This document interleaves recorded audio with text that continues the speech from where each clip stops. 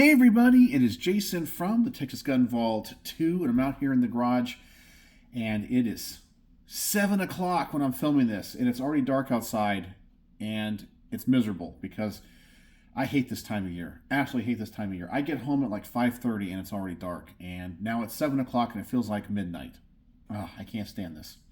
But that's not what this video is about. Today's video is about the ATF pistol brace rule being enjoined. I think there's a lot of misinformation and misunderstanding out there, and I also want to put things in perspective for a lot of people because I don't think they truly understand what's happening and are once again suffering from an addiction to, I guess, what some people jokingly refer to as hopium. You know, we get this in the gun world all the time, where we get this amazing ruling. Remember when Roger Benitez out of the Southern District of California overturned California's assault weapons ban and the high-capacity magazine ban? Breaking news, it's the most amazing thing, blah, blah, blah. Like, literally, we all knew it was going to get overturned in the higher court. It did. The Ninth Circuit's been playing games. So it's people get all their hopes up. Oh my gosh, breaking news, this is amazing, huge win, and all that kind of stuff. And it's not really a huge win. Now, I have to say it's a win for us when it comes to the pistol brace stuff in the short term, because now it's good timing, because I talked about in a recent video, I have this B&T SPC-10 into the channel, and I was asking, what am I going to put on the back of this so I can shoot it more comfortably? But guess what? Because the ATF pistol brace rule is now enjoined, I can do this. Now, I'm actually going to do this a little bit off of camera because of weird YouTube rules. I don't want to have any problems in case they change what's allowed and what's not allowed. But let me put this thing on here. All right, there we go. Now, if I would have done this a couple of days ago, that would have been a felony. But right now, that's completely legal. So now I'm going to be able to take this thing to the range with a pistol brace. Oh, that's so much better. It'd be sweeter with a stock, but that is so much better. So I got to get this thing to the range before anything gets overturned. But let's talk about the ATF pistol brace injunction. Some YouTubers, ones that I respect, like Coley on the War, has said the ATF pistol brace is dead. Now, I understand why he's saying that, and I understand why a lot of other people out there are saying it's done. It's not done. This is a lower court ruling. It was not adjudicated on necessarily the merits of the case. It's a preliminary injunction, which means it's just in place until the case can be heard. That's essentially what it is. So it's not like the judge said it's permanently enjoined. It's the final ruling.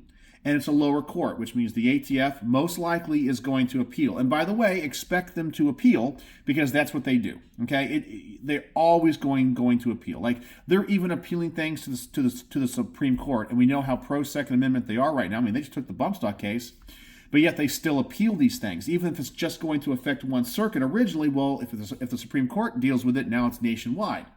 But that's their strategy, which is good for us because if the Supreme Court comes down pro Second Amendment, we all win, regardless of where we are.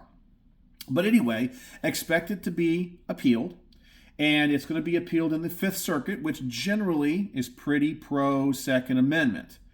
But not all the judges are. And so it really kind of depends on if they're going to be playing games like the Ninth Circuit. I don't think they necessarily will. I think they'll follow general rules, but by a luck of the draw, you guys can get a 3-judge panel that will look at this lower court's injunction and overturn that and put the pistol brace ban back in effect. So while I think you should be happy, it's definitely a win in the short term. I don't think you guys should be sitting there going, oh my God, this is the great news. It's overturned. It's dead. Because this thing is far from over. It's far from over. This is just a preliminary injunction before the lower court has even heard the case. It's that early in the game. Now, it does look good for us, I think, but you got to put that in perspective. So I am still standing by my belief that in the long run, when all the dust has settled, these will still be banned. Now, could it be done through the rulemaking process? Well, yeah. I mean, I guarantee you that because the court pretty much said the reason that they're issuing this injunction is that the final rule was not a logical extension of the proposed rule, which, the proposed rule had like that form, what was it? Not 1099. It was some form that like had a point system, and then the final rule didn't have that. It was not a logical extension of that. So in the judge's opinion, it broke the Administrative Procedures Act. So he overturned it, okay, saying it's not valid on its face. Temporarily, just a temporary injunction. And I guarantee you now, if that's the case, the ATF is already, probably their lawyers tonight, are working on a new rule that would match the proposed rule the way, or closer than it originally was. And then they're going to fight it and saying, see, this is the new rule, and it's a logical extension, because they're going to play games with it, okay? They also could get a 3-judge panel. They might judge shop a little bit and get a judge that will uphold it. It can happen. They're not going to stop. But if they don't want to do it through the administration and, the executive branch, well, trust me, when Democrats gain control of the House of Representatives, because, once again, I have no faith in our elections, so next year, when all of you guys are saying, Donald Trump's going to win, and it turns out that in the middle of the night, all of a sudden, in these districts that are purple or even red are going to find literally thousands of magical votes at 3 o'clock in the morning for Joe Biden. It'd be another fair, open, and honest election, the greatest in history. And Joe Biden wins a second term, and the Democrats take the House of Representatives. They're going to go, well, the court said that they can't make a rule about it, but we can make a law, and I guarantee you the Democrats will pass this. Because trust me, if they get control of the House and they retain control of the Senate and they still have the presidency, the very first thing they're going to do is pass gun control. They're pissed off about it. They are pissed off about it. And this thing right here is going to be one of the first things they attack. Okay? I mean, it's going to be included in the grandest assault weapons ban bill you will have ever seen. The only thing that can stop it is the Supreme Court. And will they ever take up one of these cases? I don't know. And and I hate to be kind of pessimistic about this as well when it comes to the court. We have an amazing ally in Justice Thomas, okay? And Justice Alito. We have the wishy-washy ones kind of in the middle, the Roberts and the Amy Coney Barretts. But Justice Thomas is the oldest justice on that court. And, we don't live forever. I mean, I remember when Scalia passed away, we all knew it was a devastating blow, and I hope that Justice Kennedy, when I say Kennedy, Justice Thomas, sorry, I'm getting all these Supreme Court justices messed up in my mind. Justice Thomas lives a long life, but he's really up there in age. I mean, he's the oldest member of the court. He was nominated by George H.W. Bush, okay? And, we all don't live forever.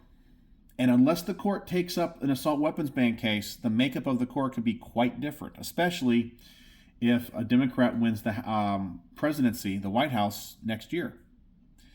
So we could be stuck with this stuff because the Supreme Court is weak-kneed and refuses to take up these issues and finally settle them after years and years of the lower courts going back and forth. So I am happy in the moment. As I said, you saw, I just put this thing on. I can't wait to be able to review this and get it to the range. I'm probably going to go in the next day or so because the injunction is in place. So this thing is legal right now. This is awesome. I couldn't do this a few days ago.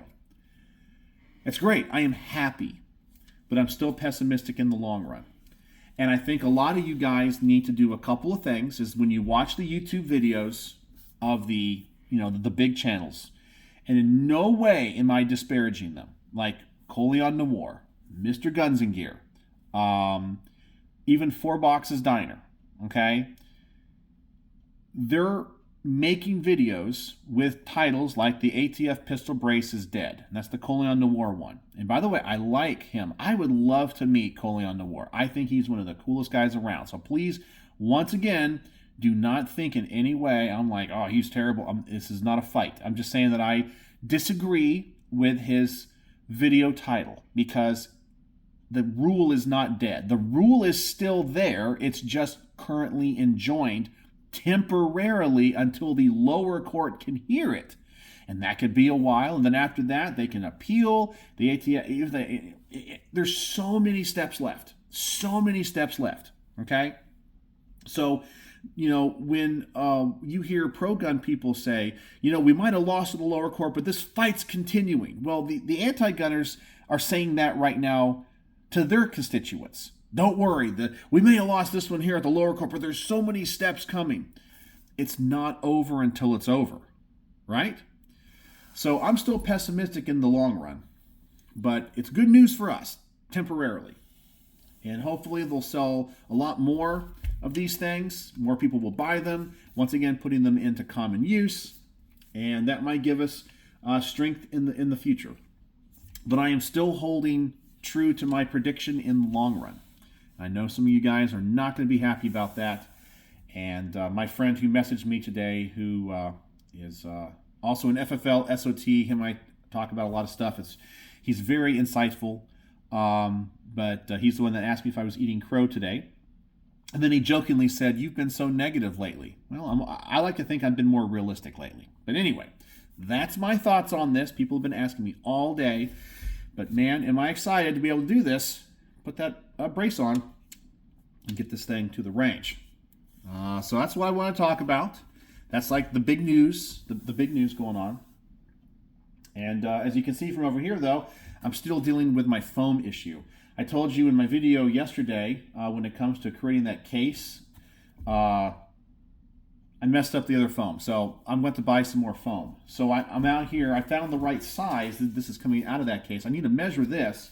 But I found a company that makes big sheets of this stuff. This is the one where you can like punch out the different, I guess, or tear off the different squares, and so you can make it to shape and what you want. So I need to measure this when it comes to its thickness. And but I found a company that I can order it in various sizes, but all made of this. So I think that's the way I'm going to have to go to make that rifle fit in the case. So that's the only update on that. And it's actually pretty cheap. From what I can tell, it's like $15 for like the whole foam. So that's a pretty good deal. So anyway, that's all that's going on. Little garage gun talk for tonight. My thoughts on the ATF pistol brace rule. I want you guys, if you're happy, great. If you think this is over, great. I'm just telling you guys it's not. You should be happy. You should celebrate. But also you need to make sure you understand the perspective of what this really is. And take everything YouTubers say, including myself, with a grain of salt. Just do that. Do your own research. Think for yourself. Okay? I think a lot of YouTubers out there give great advice. I think they can lead you in the right direction. But ultimately understand that they're there to get clicks. Okay? Especially the ones that do this for a living. Okay? Once again, I'll bring up Coleon Noir.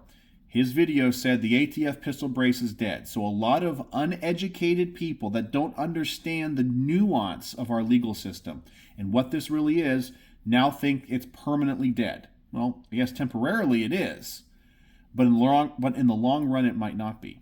So anyway, that's my thoughts. So I hope this answers some questions. Some people are going to say, Jason, you're still a negative Nancy. That's totally fine.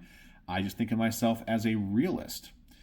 So I guess that's all I have to say about that tonight. So I hope you guys have a wonderful evening, and I hope you guys are not getting so depressed like I am when it gets dark at 5:30. I just can't stand this. It feels like midnight, but it's only 7:17. It's miserable. Anyway, hope you guys are having a great night. As always, thanks for watching.